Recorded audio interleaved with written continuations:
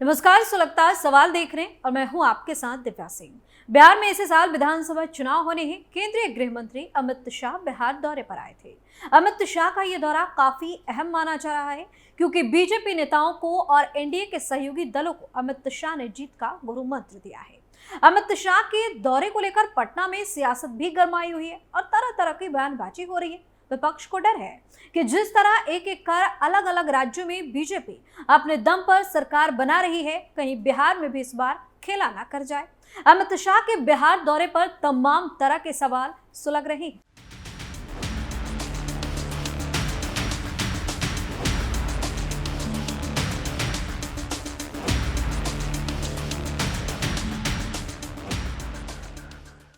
बिहार में अमित शाह का दौरा अहम क्यों?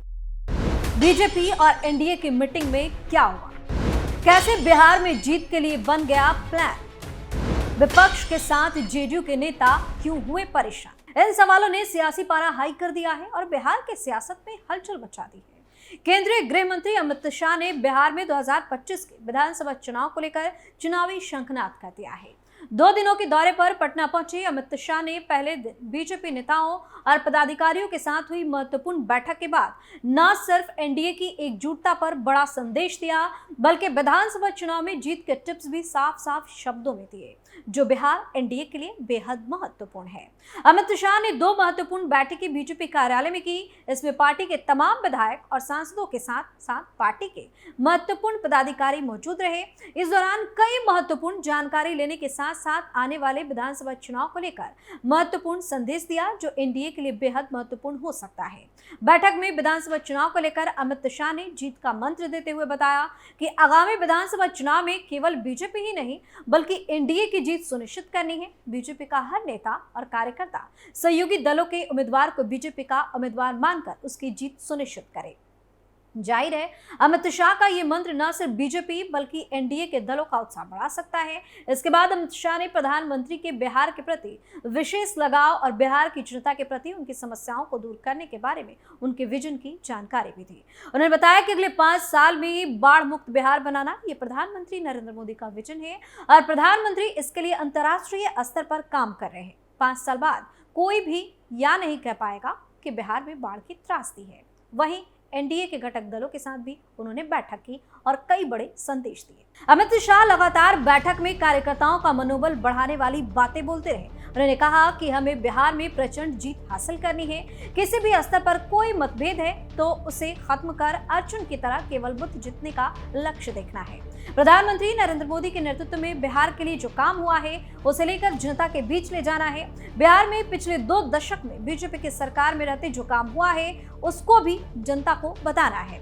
अपने संबोधन के दौरान अमित शाह ने कई बार प्रधानमंत्री के विजन की चर्चा करते हुए कहा कि हमारा लक्ष्य है कि अगले 2 से 3 दशक देश में बीजेपी मजबूती के साथ शासन करे। इसके लिए बिहार में बड़ी जीत हासिल करनी जरूरी है। बहरहाल, अमित शाह का ये मंत्र बीजेपी के नेताओं और पदाधिकारियों को उत्साहित कर गया है, जिसको बेहतर परिणाम में बदलने का संकल्प लिए चुनावी मैदान में उतरने की तैयारी में जुटने की कोशिश कर रहे हैं। अमित शाह के सामने क्या बोले नीतीश? वही अमित शाह पटना के बापू सभागार में आयोजित केंद्र सरकार और राज्य सरकार की विभिन्न योजनाओं के लोकार्पण और शिलान्यास कार्यक्रम में पहुंचे। यहां उन्होंने कई योजनाओं का शिलान्यास किया। इस कार्यक्रम में बिहार के सीएम नीतीश कुमार भी मौजूद थे। सीएम नीतीश कुमार ने यहां मंच संभालने के बाद कहा कि उनसे गलती हो गई कि वो 2 बार उधर चले गए, मानो जैसे नीतीश कुमार माफी मांग रहे हो। अपने भाषण की शुरुआत में सीएम नीतीश कुमार ने कहा कि सहकारिता विभाग में कई सारे कार्य किए गए, इससे सहकारिता से जुड़े लोगों को काफी लाभ हो रहा है। सीएम नीतीश कुमार ने कहा कि केंद्र सरकार ने बजट में बिहार को बहुत कुछ दिया है। इसमें विशेष आर्थिक सहायता के रूप में सड़क, उद्योग, स्वास्थ्य एवं बाढ़ नियंत्रण के लिए मखाना बोर्ड की स्थापना, नए हवाई अड्डों के विकास की घोषणा हुई है। बिहार के विकास से जुड़ी कई प्रस्ताव को स्वीकृति दी गई है। इस दौरान सीएम नीतीश कुमार आरजेडी पर निशाना भी साधे और कहा कि हमारी सरकार 24 नवंबर 2005 को बनी थी, लेकिन क्या स्थिति उसके पहले थी? आप जानते हैं कि शाम में कोई घर से बाहर नहीं निकलता था। हिंदू मुस्लिम के लिए बार बार झगड़ा करते रहते थे। किसी का कोई काम ठीक से नहीं होता, कुछ भी उन लोगों की तारीफ से नहीं होता था। राज्य का विकास नहीं होता था, हिंदू मुस्लिम का झगड़ा होता था। इन सब के बीच सीएम नीतीश कुमार ने कहा कि हमसे गलती हुई है कि हम 2 बार उधर चले गए। अब हम लोगों ने ये तय कर लिया है कि अब हम कभी भी कहीं नहीं जाएंगे। ऐसी गलती दोबारा नहीं होगी, ये गलत है। हमको मुख्यमंत्री कौन बनाया? हमको अटल बिहारी वाजपेयी ने मुख्यमंत्री बनाया, हम कैसे भूल सकते हैं। देखिए क्या कहा नीतीश कुमार ने। 2005 वाले साल में जो उनका हुआ उसमें कितना हुआ? 30,000 करोड़ रुपया। और जब हम लोग आए उसके बाद उसकी संख्या हम लोग बढ़ाते रहे और आप जानते हैं कि इस साल हो गया है 3,17,000 करोड़ रुपया। तो सोच लीजिए कि पहले कौन काम करता था, लेकिन आजकल भी पता नहीं क्या क्या बोल करके जो इधर उधर करता है। तब आप लोगों से आग्रह करेंगे कि भाई इन सब चीजों को याद रखिए। और आप जानते हैं बिहार में काम और केंद्र सरकार कितना ज्यादा मदद पूरे बिहार को कर रही है। तो अब हम लोग कितना आगे बिहार आगे बढ़ेगा। इसलिए याद रखिएगा कि जिसने कोई काम नहीं किया है और जितना काम हो रहा है, तो सब लोग मिलकर के एक साथ रहिए। और बिहार के विकास में वर्तमान केंद्र सरकार का जो हमने आपको बता दिया है पूरा सहयोग मिल रहा है। और राज्य सरकार के अपने प्रयासों तथा केंद्र सरकार के सहयोग से बिहार का विकास और विकास कार्य बहुत कुछ होगा। अमित शाह ने लालू राबड़ी पर क्या कहा? वह अमित शाह लालू प्रसाद यादव पर जमकर बरसे। उन्होंने कहा कि लालू जी अगर बिहार के लोगों के लिए कुछ किया है तो हिसाब किताब लेकर आइए और बताइए। उन्होंने विभिन्न योजनाओं का नाम गिनाते हुए कहा कि प्रधानमंत्री नरेंद्र मोदी ने बिहार के लिए बहुत कुछ किया। उन्होंने सहकारिता को मजबूत करने का काम किया। अमित शाह ने कहा कि सहकारिता का अगर सबसे ज्यादा फायदा होगा तो वो बिहार है। अमित शाह ने लालू प्रसाद यादव पर चोट करते हुए कहा कि लालू प्रसाद के समय सहकारिता चौपट हो गया था, इसको बर्बाद करने का श्रेय लालू एंड लालू कंपनी को जाता है। लालू प्रसाद यादव ने जातीय नरसंहार चारा घोटाला कर देश दुनिया में बिहार को बदनाम किया। लालू और राबड़ी सरकार को जंगल राज के नाम से जाना जाएगा। लालू पर निशाना साधते हुए कहा कि जब जब इनकी सरकार आई है तब तब विनाश ही आया है। उन्होंने लोगों को आश्वासन देते हुए कहा कि बंद पड़ी चीनी मिल को चालू करने के लिए पूरी ऊर्जा लगा देंगे। उन्होंने 2025 के चुनाव में एनडीए सरकार बनाने का आह्वान भी किया। अमित शाह ने गोपालगंज में क्या कहा? अपने दौरे के दूसरे दिन यानी कल गृह मंत्री अमित शाह गोपालगंज पुलिस लाइन के मैदान में विशाल जनसभा को संबोधित किए। इस चुनावी सभा में अमित शाह ने कहा कि 2025 में विधानसभा चुनाव होना है और बिहार को यह तय करना है कि लालू राबड़ी के जंगल राज की ओर जाना है या मोदी जी और नीतीश के विकास के रास्ते पर जाना है। उन्होंने कहा कि हमने मोदी जी के शासनकाल में बिहार को 9,23,000 करोड़ रुपए बिहार के विकास के लिए दिए और बिहार के विकास के लिए हमने कोई कोर कसर नहीं छोड़ा है। बिहार में बड़े बड़े पुल और सड़क का निर्माण कराए जा रहे हैं। मखाना बोर्ड का गठन किया जिससे बिहार में किसानों की जिंदगी में बड़ा बदलाव आएगा। रंगदारी, जंगलराज, दबंगई, डकैती, अपहरण, विरोधी पूरे बिहार को तबाह कर रखा और इतने घोटाले किए भाइयों बहनों, इनको लाज भी नहीं, शर्म भी नहीं।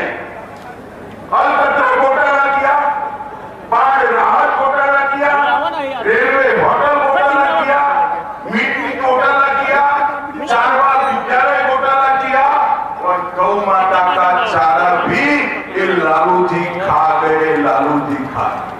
मुझे बताओ भाइयों बहनों, बिहार क्या फिर से अपहरण, हत्या, भय के शासन में जाना चाहता है क्या?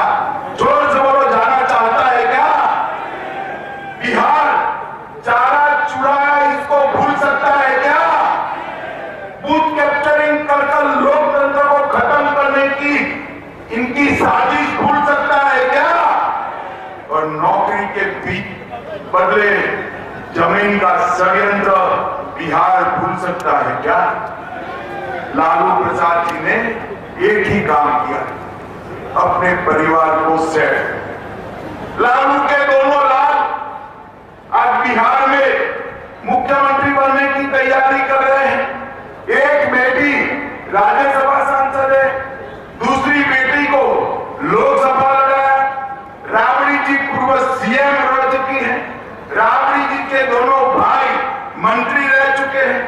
अपनी भाभी को भी उन्होंने नेता बनाया। लालू जी के भाई भी विधायक रहे। पूरे परिवार में कोई नहीं बचा है, पूरा परिवार लालू जी ने सेट। बता दें कि बिहार विधानसभा चुनाव से पहले गोपालगंज में अमित शाह की जनसभा कई मायनों में खास मानी जा रही है। सारण और चंपारण की 45 सीटों पर एनडीए की नजर में रही है। राजनीति के जानकार बताते हैं गोपालगंज, सिवान, छपरा, मोतिहारी और बेतिया जैसे जिलों में 45 से अधिक महत्वपूर्ण सीटें हैं। इन क्षेत्रों में बीजेपी की पकड़ को मजबूत करने के लिए पार्टी ने खास रणनीति तैयार की है। गोपालगंज, जो सारण और चंपारण की सीमावर्ती जिले के रूप में अहम है, यहाँ 6 विधानसभा सीटें हैं। इनमें से 4 सीटों पर एनडीए का कब्जा है, जबकि पहले से यह सीटें एनडीए के खाते में गई थी। बीजेपी का लक्ष्य इन सभी 6 सीटों पर विजय प्राप्त करना है। शाह की मीटिंग में क्या मिला संदेश? बिहार में इसी साल के अंत में विधानसभा चुनाव होने वाले हैं। इसे लेकर केंद्रीय गृह मंत्री अमित शाह ने बीजेपी की अहम बैठक में बड़ा संदेश दिया, जिसमें उन्होंने सीएम नीतीश कुमार की नैया पार लगाने का पूरा प्लान भी पेश किया। उन्होंने कार्यकर्ताओं से अपील की कि बीजेपी का हर नेता और कार्यकर्ता सहयोगी दलों के उम्मीदवारों को अपना उम्मीदवार मानकर उनकी जीत के लिए भी दिन रात मेहनत करे। बीजेपी के चाणक्य कहे जाने वाले अमित शाह इन बातों से साफ है कि आगामी विधानसभा चुनाव में बीजेपी और एनडीए पूरी ताकत के साथ मैदान में उतरेगी। अमित शाह के इस प्लान के तहत नीतीश कुमार के नैया पार कराने की पूरी तैयारी की जा रही है। वहीं अमित शाह के इस दौरे से विपक्षी नेताओं के बीच बेचैनी बढ़ी हुई है। इतना ही नहीं, जेडीयू के कुछ नेता भी परेशान नजर आ रहे हैं, क्योंकि उनको डर है अगर बीजेपी बिहार में अपना प्लान सक्सेस कर लेती है और ज्यादा सीटें जीत जाती है तो फिर नीतीश कुमार का पत्ता कट जाएगा और सीएम की कुर्सी पर बीजेपी का कोई अहम चेहरा होगा। खैर, देखने वाली बात होगी कि इस बार के चुनाव में बीजेपी बिहार में क्या कमाल करती है। सुलभता सवाल में फिलहाल के लिए इतना ही। आप अपनी राय हमें कमेंट करके जरूर बताएं और देखते रहिए कैपिटल टीवी। धन्यवाद।